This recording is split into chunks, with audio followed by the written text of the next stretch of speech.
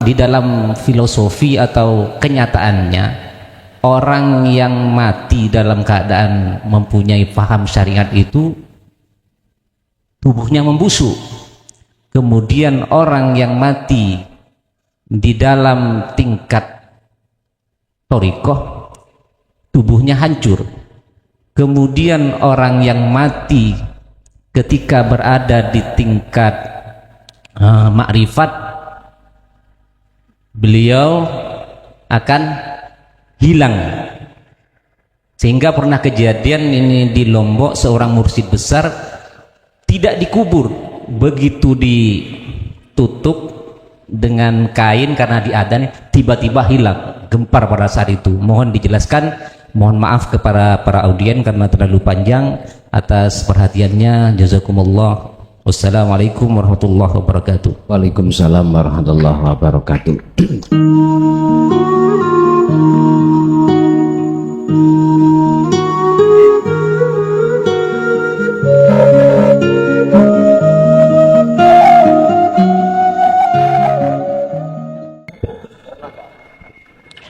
Assalamualaikum warahmatullahi wabarakatuh. Pengapunten Gus, nyuwun dijelasaken wadkur isma rabbika bukrotan wa asila.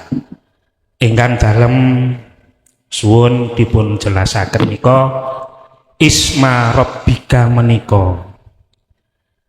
Isma rabbika niki napa taksis dumateng lafdzul jalalah, napa mencakup asma-asmane Allah yang terkumpul dalam Asmaul Husna.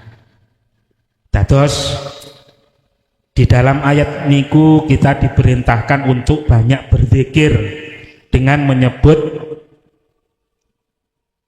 nama Tuhan atau isma rabbika. Nah, yang dimaksud isma rabbika niki nopo khusus dumateng eling dumateng nama Allah yang banyak kita kenal dengan Allah, ataukah juga mencakup terhadap Asmaul Husna secara keseluruhan? Itu yang pertama. Ingkang nomor kalih pengapunten, menawi mencakup terhadap seluruh Asmaul Husna, lah niki cara prakteke pripun? Misalnya welas, kemudian sabar yang merupakan Asmaul Husna. Lah menawi pun dugi Al-Jabbar ngoten nika ingkang maksude meseso Tuhan adalah bisa memaksa terhadap semua hambanya. Kemudian Al-Jabbar, Al-Mutakabbir ngoten nika. Lah niki dalam nyuwun penjelasane. Matur sembah nuwun. Assalamualaikum warahmatullahi wabarakatuh. Waalaikumsalam warahmatullahi wabarakatuh. Ayat walkur isma rabbika niku tertuang di dalam surat Al-Insan ayat 25. Ini kalau kami menjawab dari kacamata syariah, itu diucapkan bilisan, terlepas termasuk nama-nama selain Allah. Maksudnya di dalam Asmaul Husna boleh bilisan. Tapi jikalau kami jawab dari sisi hakikat maksud walkur, iku kata perintah untuk ingat dengan cara menyebut nama Tuhanmu, itu bukan maksudnya itu kita berhenti di dalam asmo atau nama, baik nama yang khusus jalalah itu ataupun yang masuk di dalam Asmaul Husna. Tidak. Itu sebagai latihan sebetulnya. Di di dalam jalalah asmaul jalalah Allah atau di luar asma jalalah, yaitu yang kita sebut sebagai asmaul husna, itu sebagai latihan aja Pak, untuk betul-betul menduduki secara maksimal dari perintah wadhkur. Wadhkur itu Pak ya, kalimat perintah berarti di belakangnya Allah merintahkan ada sesuatu. Asbabun nuzulnya wadhkur ini iku sebab hati manusia banyak yang selalu melalaikan Allah. Kok hati manusia tidak selalu melalaikan Allah? Wadhkur itu enggak mungkin akan Allah turunkan, enggak mungkin. Loh, wahyu ini pertama kali mukhatabnya kan Kanjeng Nabi. Makanya di situ ada domir, mohon maaf, ada mukhatabnya, ka itu kembali kepada Kanjeng Nabi. Tapi secara umum tidak hanya untuk Kanjeng Nabi saja, tapi untuk kita sebagai umatnya. Nun sewu. Kita akan memerintahkan anak kita masuk ke rumah. Sebab sudah terlalu malam, itu sebabnya anak kita masih ada di luar rumah. Kalau sudah ada di dalam, gak mungkin akan muncul. Dok, ndang mlebu rumah, gak mungkin. Karena posisi anak kita sudah di dalam rumah. Sama. Oleh karena hati kita sebagai manusia itu banyak yang lalai dan melalaikan. Siapa yang melayani kita tiap saat dan waktu? Kita makan, disuapi Allah, menghaluskan makanan, kita juga dihaluskan Allah. Tinggal menelan saja juga Allah. Tidak berhenti sampai di situ, dalam lambung diproses Allah. Ada yang berupa protein, ada yang kekotoran. Kita manusia nggak sadar Pak, kebanyakan. Sehingga kita berani bersandar kepada selain Allah. Padahal Allah selalu melayani kita dalam kondisi apapun. Makanya ini yang ku maksud, jenengan carilah guru yang kekal, jangan guru yang tidak kekal. Carilah guru yang setia, dikala saat susah dan senang selalu bersama jenengan. Siapa lagi kalau bukan Allah? Dan itu tidak pernah meninggalkan panjenengan kalikula. Akhirnya datanglah Pak, ayat ini diturunkan, wadhkur, do ilingo menyang Tuhanmu dengan menyebut nama Tuhanmu. Nun sewu, ini harus sampai teruskan, tidak hanya di Asmaul Jalalah atau memakai Asmaul Husna, enggak. Sampai teruskan mausufnya yang disifati itu loh. Sampai teruskan sampai mausufnya. Artinya siapa yang disifati? Contoh Ar-Rahman. Siapa yang disifati Ar-Rahman? Ar-Rahim. Siapa yang disifati Ar-Rahim? Sampai As-Sabur. Siapa yang disifati? Kita harus sampai di situ. Jalan satu-satunya, tidak ada lain dan tiada bukan, kita harus mengikuti teladan risalah yang pernah Rasulullah sampaikan. Jalannya lewat situ Pak. Berarti kita harus naik ke hukum hakikat, memahami dan mengamalkan kanthi terus menerus. Sampai dikatakan dalam Al-Hijr, ayat 99 Rasulullah ditanya, sampai kapan ya Rasul jenengan berzikir iki? Sampai kapan ya Rasul jenengan niki selalu terhadap Allah? Hatta ya'tiyakal yakin. Di situ sebagai jawaban, sampai saya meninggalkan alam dunia. Mati loh. Berarti nggak ada batas. Jenengan kali kula untuk mengingat Allah tidak ada batas. Harus 1000, harus 2000, enggak. Sampai kematian.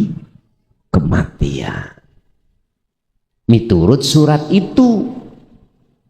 Maksudnya nanti ada makalah yang membicarakan tentang ada orang yang berzikir tapi nggak ingat Allah. Tapi ada golongan lagi, ada orang yang berzikir tapi sebetulnya dia juga ingat Allah. Ada makalah nanti menjelaskan tentang masalah itu. Zikir yang bagaimana, yang dia itu dikatakan betul-betul ingat Allah, yaitu ketika jenengan mengamalkan ayat berikutnya dalam surah Al-Insan 25 tadi, 26 Allah katakan,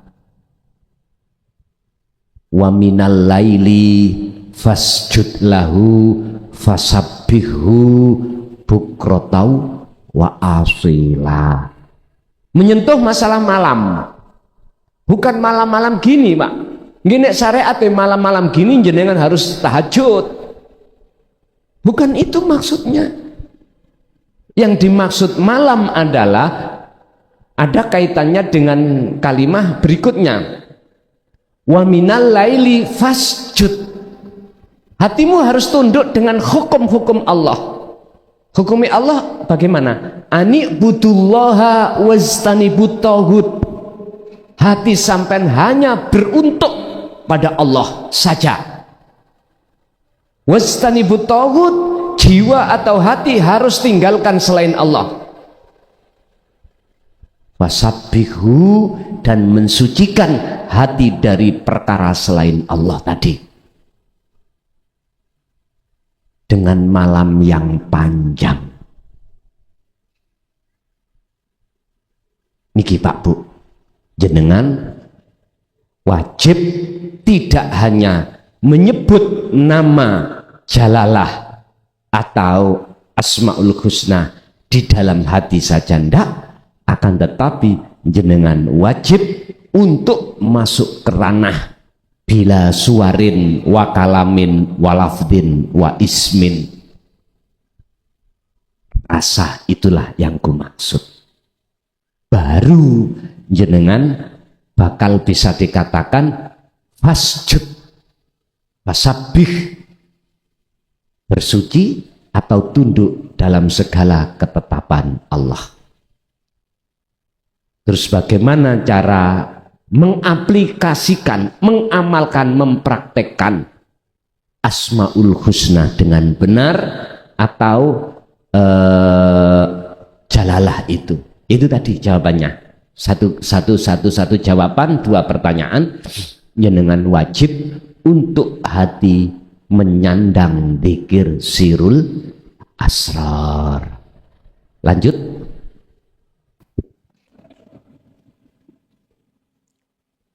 Assalamualaikum warahmatullahi wabarakatuh. Waalaikumsalam. Terima kasih kepada Bapak Panitia telah memberikan kesempatan, dan terima kasih juga sama sampaikan kepada Bapak Tuan Rumah, Bapak Hadi Makmun, yang mana malam ini telah meluangkan waktu, tempat, dan tampilannya hingga bisa terselenggaranya acara kajian rutin ilmu tauhid Selasa minggu keempat malam ini. Sebelumnya perlu kami sampaikan pada Pak Yai bahwa saya ada kekurangan pendengaran sejak kecil ya, bisa dibilang kopok gitu ya. Tapi setidaknya Jangan sampai seperti pepatah mengatakan mata melorok ora ketok gitu, kuping mekrok tapi kopok, ya itu.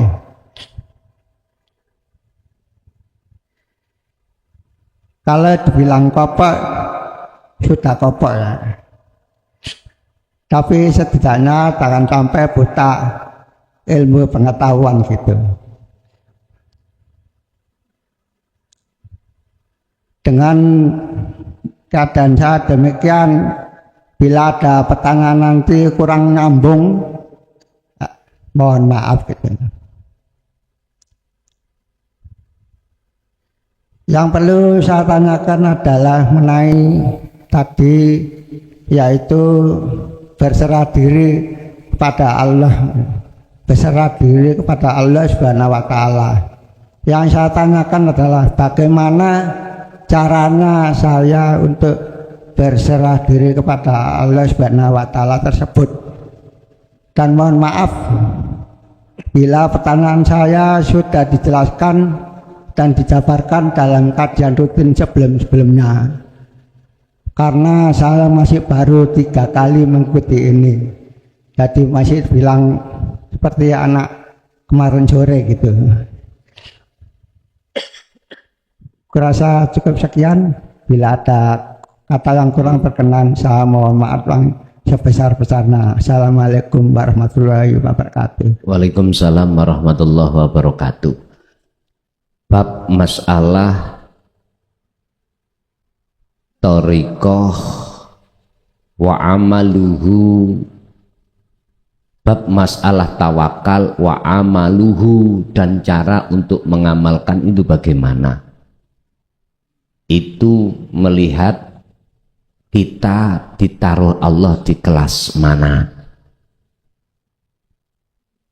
Jikalau yang dimaksud kelas yang paling puncak adalah melepaskan diri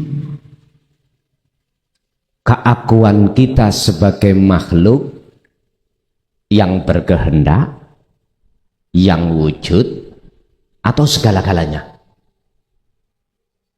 Bisanya untuk melepaskan diri sebagai makhluk atas segala-galanya, kuncinya ada di dzikir sirul asrar yang muncul dari kalimat tauhid di dalam surah Al-Anbiya 87, la ilaha illa anta subhanaka inni kuntu minal dzalimin.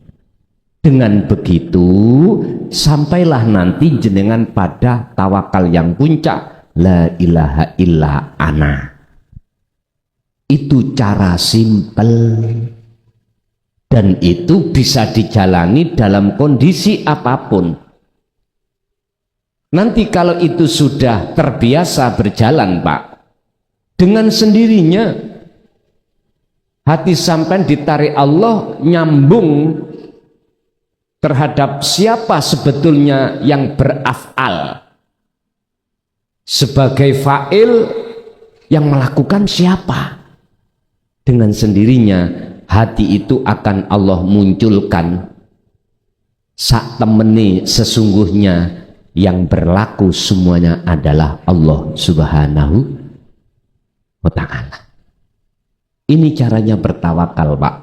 Simple. Lepaslah diri, rasa di dalam diri keakuan hamba makhluk yang segala-galanya, dengan cara berzikirlah, proses dari su'aul basiroh, rasa tadi, menuju ainul basiroh, nyatane wujude Allah. Simple. Iki nek diomong simple, nggih, nek dijalani ngelawalar ngelalar. Loh, memang begitu, Pak.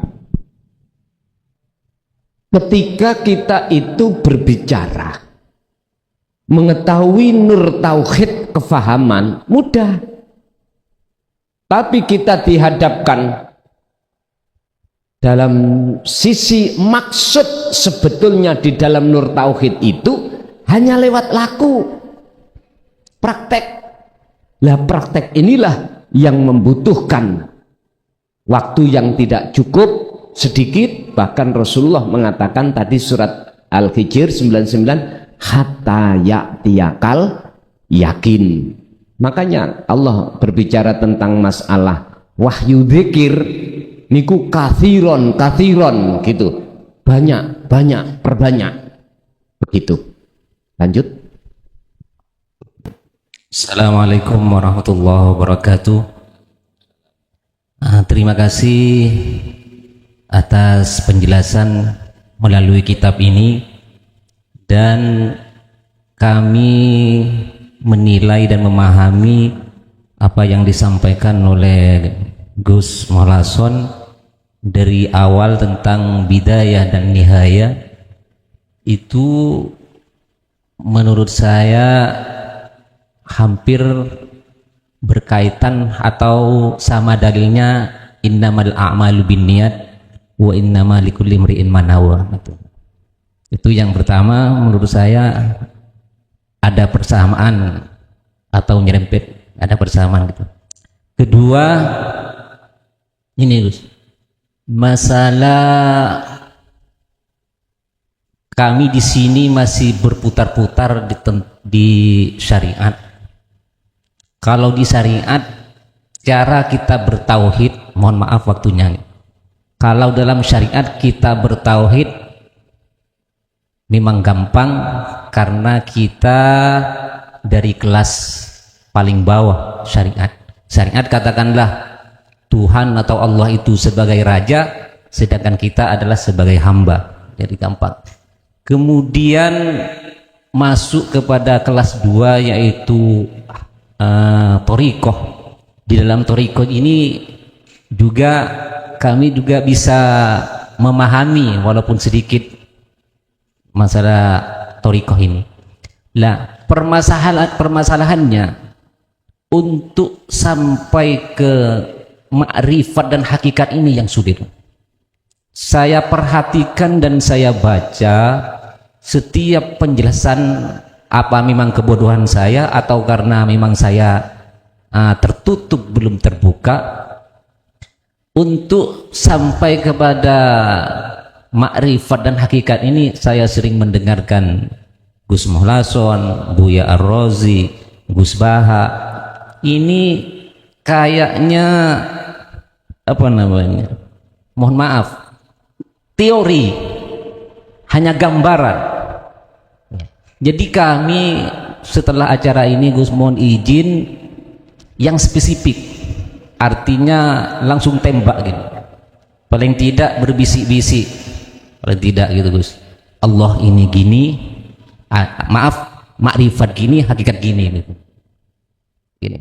Karena kami disodorkan atau diberikan setiap penjelasan itu apa namanya, pandangan-pandangan terus Gus. Jadi setelah ini kalau bisa ataupun secara pribadi kami mohon secara detail bahwa makrifat gini, hakikat gini gitu. Ya.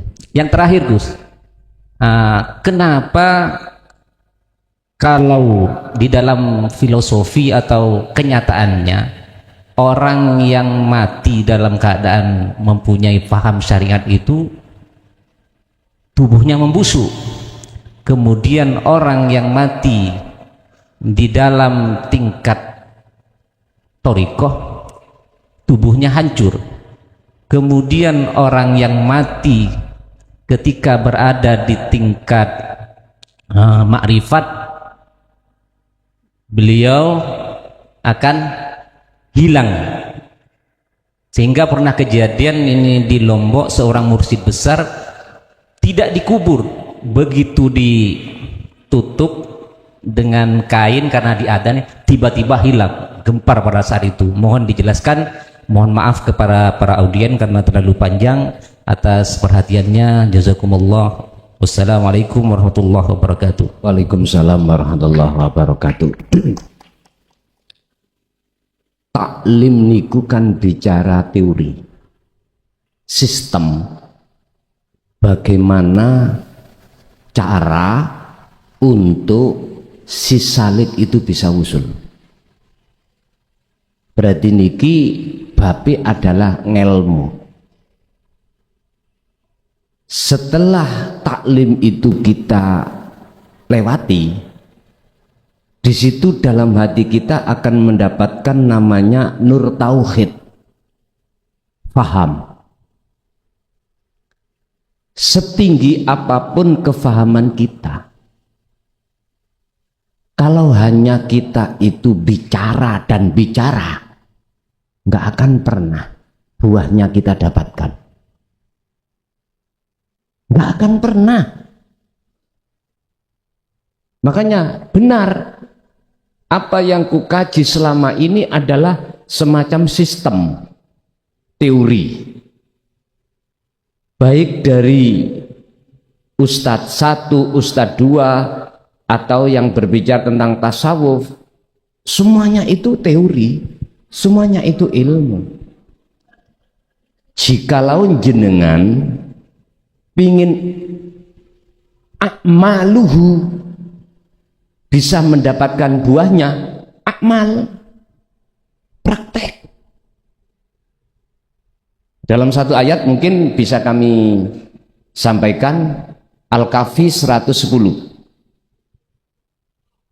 Wa man kana yarju liqa'a rabbih, barang siapa yang menginginkan bertemu Tuhannya, fal ya'mal amalan loh.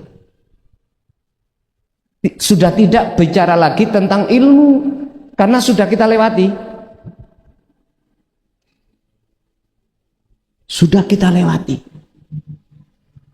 Artinya kita yang sudah paham, lekas jalankan. Jangan ngaji terus. Jangan ngaji terus, harus praktek.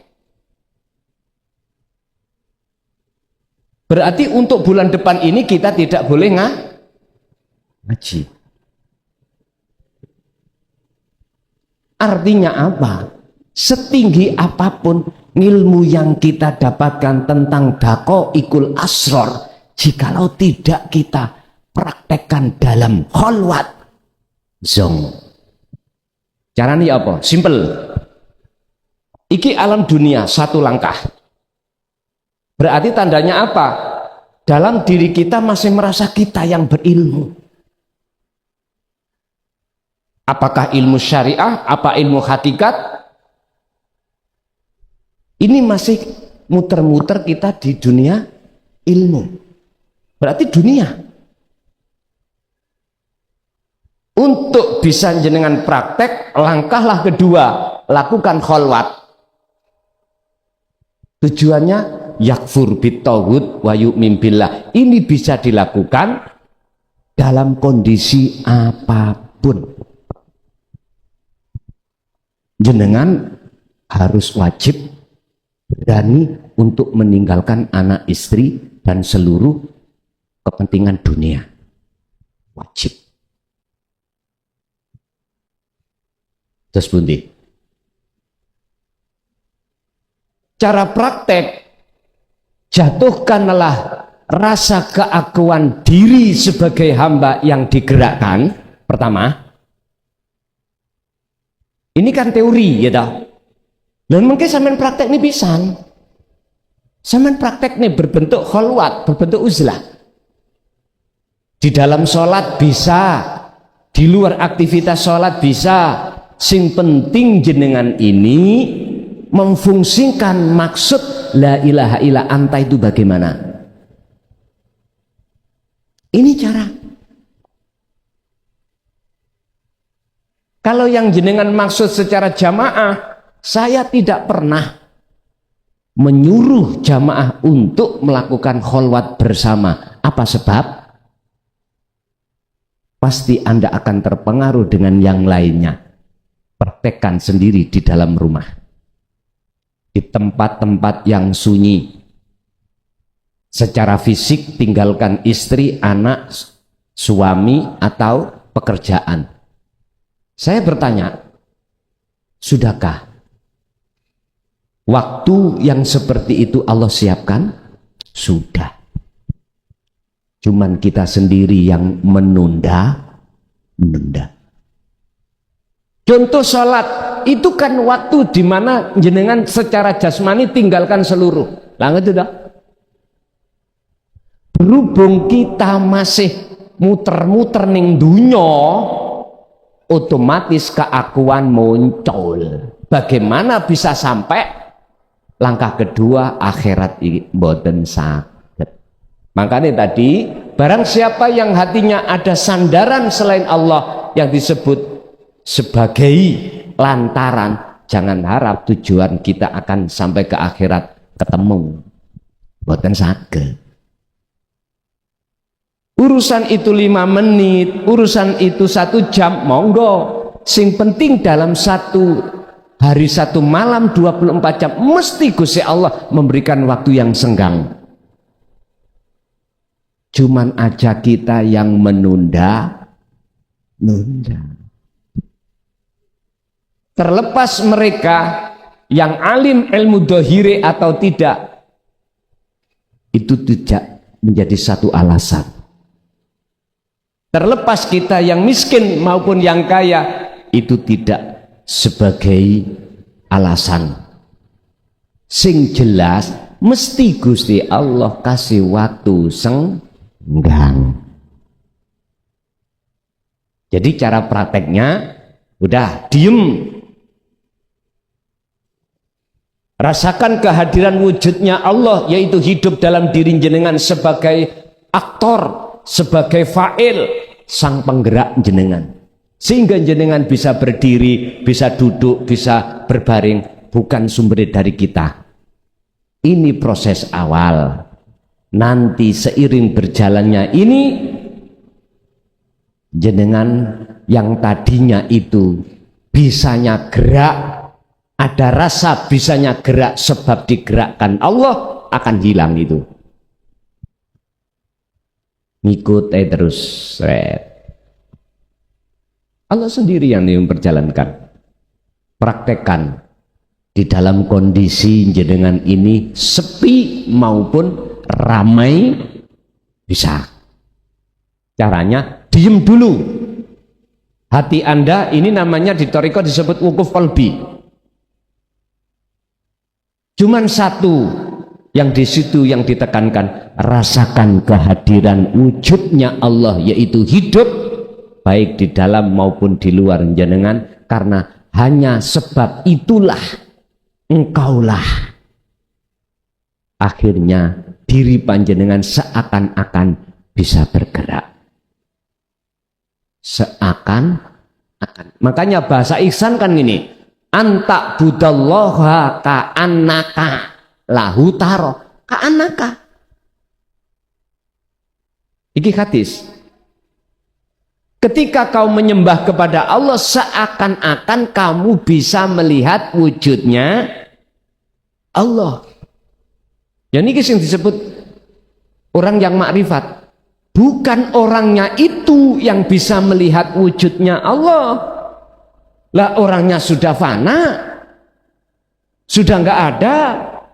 Bagaimana perkara yang ada itu bisa melihat yang ada? Yang nggak bisa. Makanya bahasa Rasulullah ka'annaka, seakan-akan. Berarti seakan-akan kita yang bisa melakukan.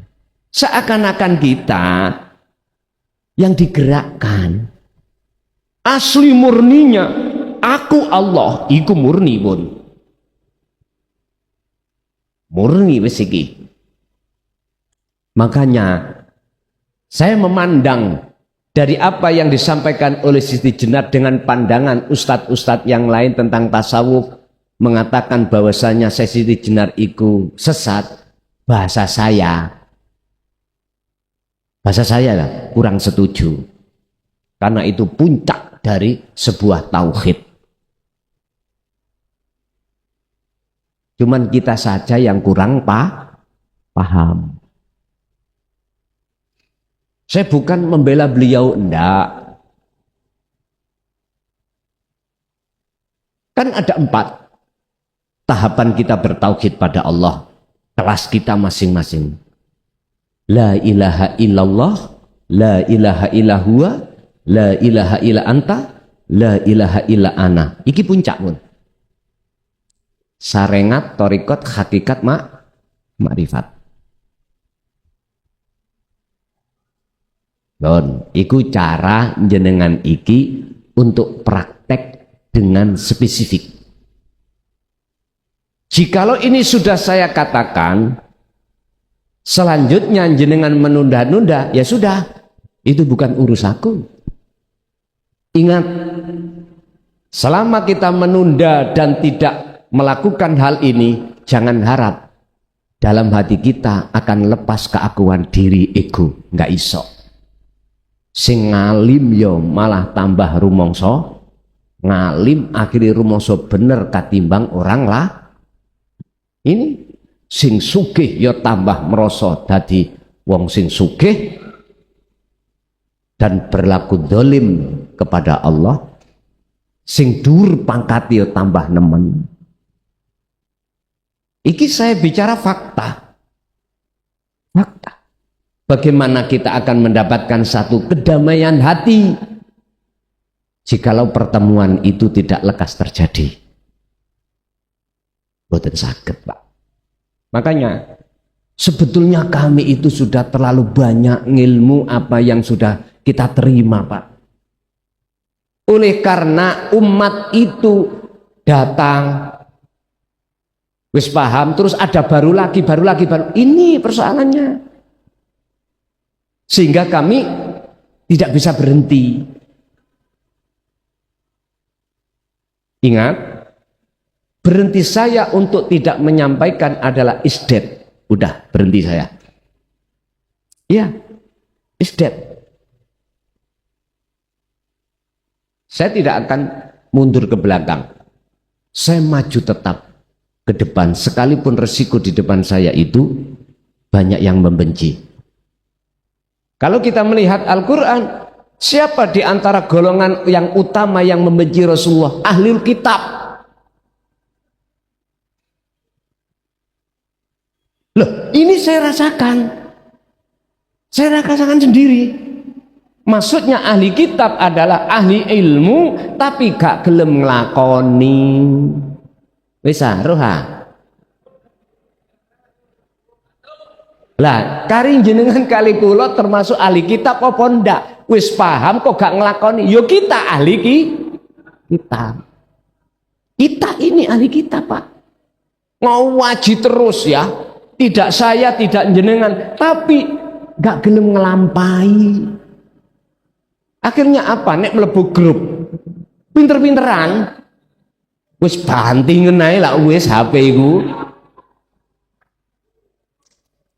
Siapapun kita, Pak, estu. Kalau kita muter-muter dalam pengajian terus, nggak ada tingkatan, Pak. Allah kan katakan, barang siapa yang ingin bertemu Tuhannya, falyakmal amalan sholihan. Ketika jenengan bisa sudah melakukan itu, ayatnya berikutnya, wala yusrik bi'ibadati rabbihi ahada. Syirik-syirik dalam hati kita yang halus itu Allah hilangkan. Ini Quran. Sekarang saya kembalikan kepada jamaah, ya. Kalau saya sih gak ngaji tambah seneng loh. Lo tenan. Tambah senang. Saya kembalikan kepada jamaah. Mulai bulan depan kita fokus laku tok, gak ngaji bagaimana? Tak tunggu WA nih pokoknya. Tak tunggu WA nih. Bulan depan kita nggak usah ngaji, kita fokus laku ati nang Gusti Allah. Mungkin ini lebih baik. Tak tunggu WA nih grup mungkin. Kulo tambah seneng, Pak. Loh, nyun sewu.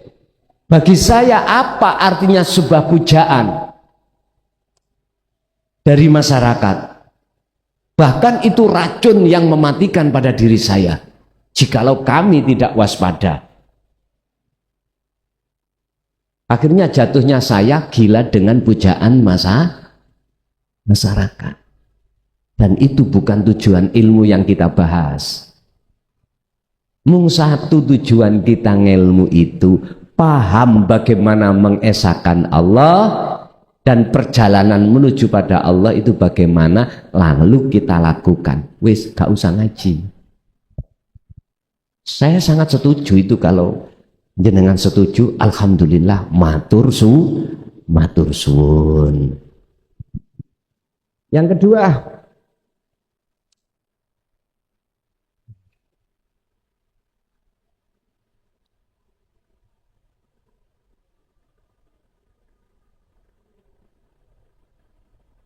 di dalam proses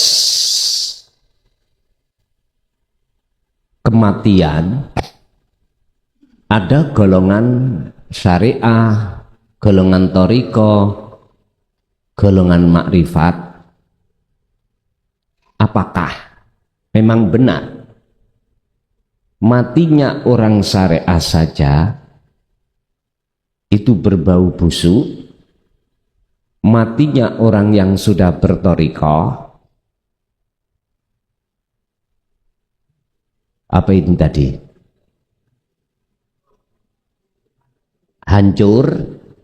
Matinya orang hakikat makrifat itu adalah hilang. Nyun sewu, iku semua adalah kauniyah. Kauniyah itu apa? Satu tanda.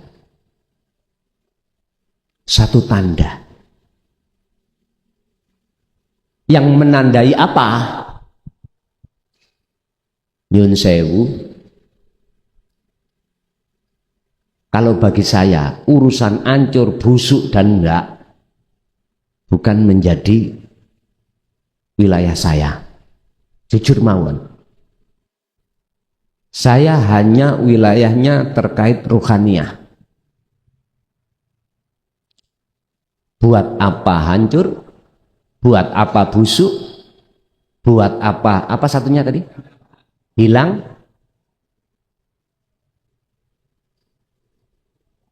Pendidikan tauhid itu tidak sama sekali membahas tentang jasmania.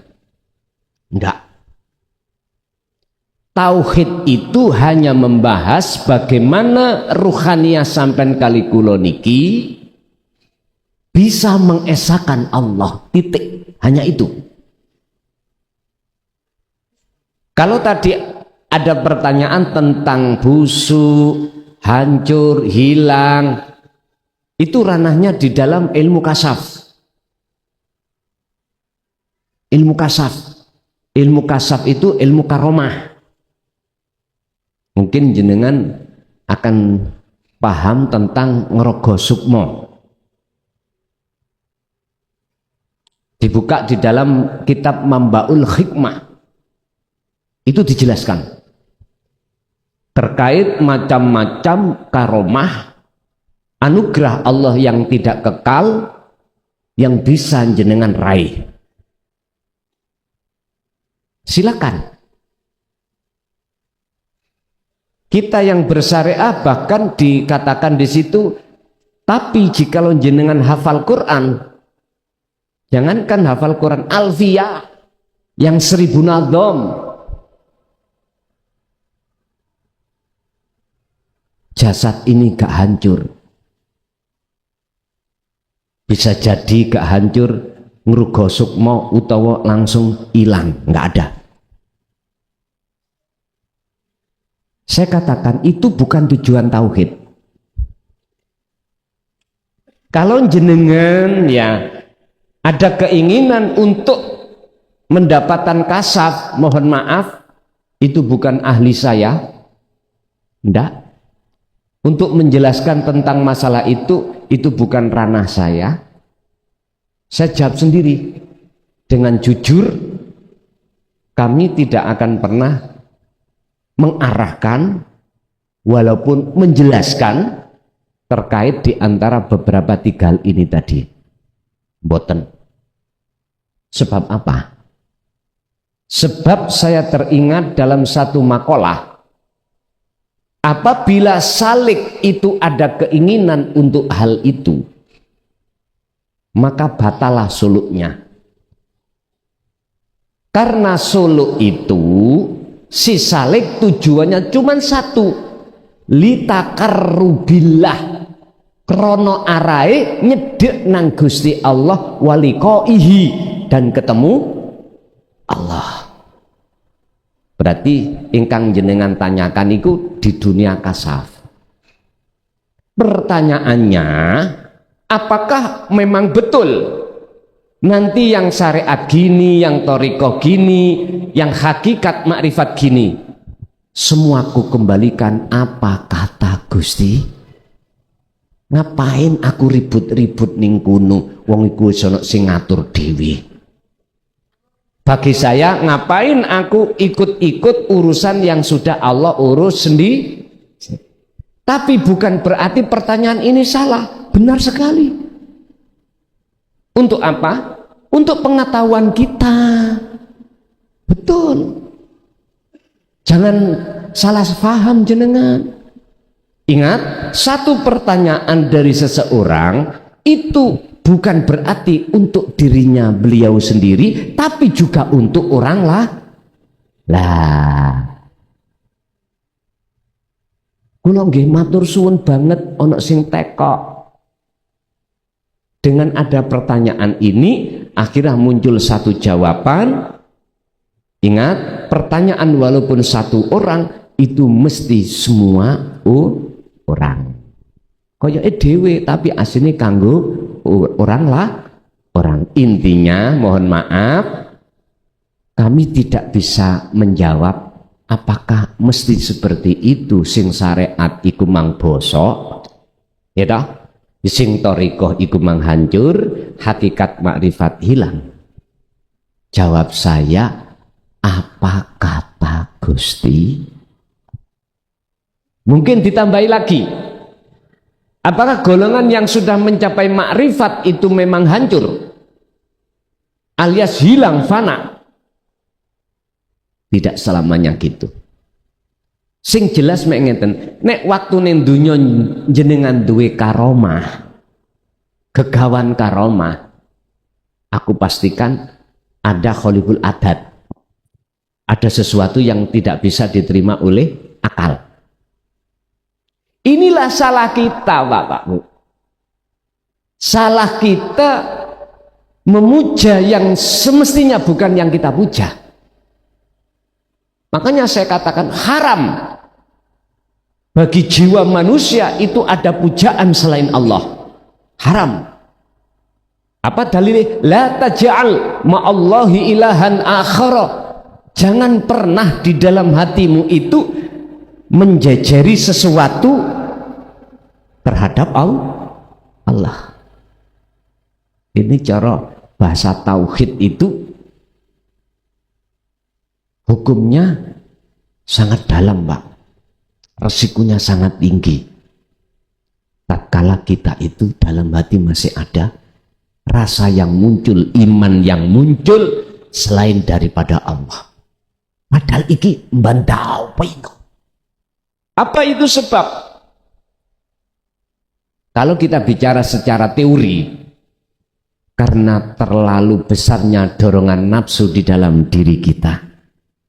Yang kedua, karena kita mbaeno, sembrono dengan seruan Allah. Apa seruan Allah? Faqatis tamsaka bil urwatil wuthqa lam fisama laha. Apa? Memegang tali hubungan langsung pada Allah, yaitu zikir. Iku yang kita sembrono. Terus pundi saged diterampi.